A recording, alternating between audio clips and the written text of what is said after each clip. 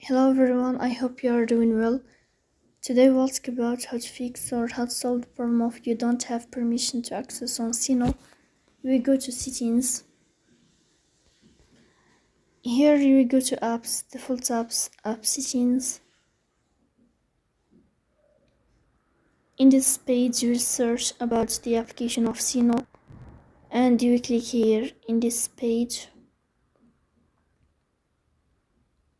Then we click on first stop and you will click OK. Here you will enter to storage. Then we click on clear cache. In the end you will turn off your phone and you will wait a moment to restart your phone again to fix that problem. So that's all, don't forget to support us by like and subscribe. See you next time in another video and thank you for your watching.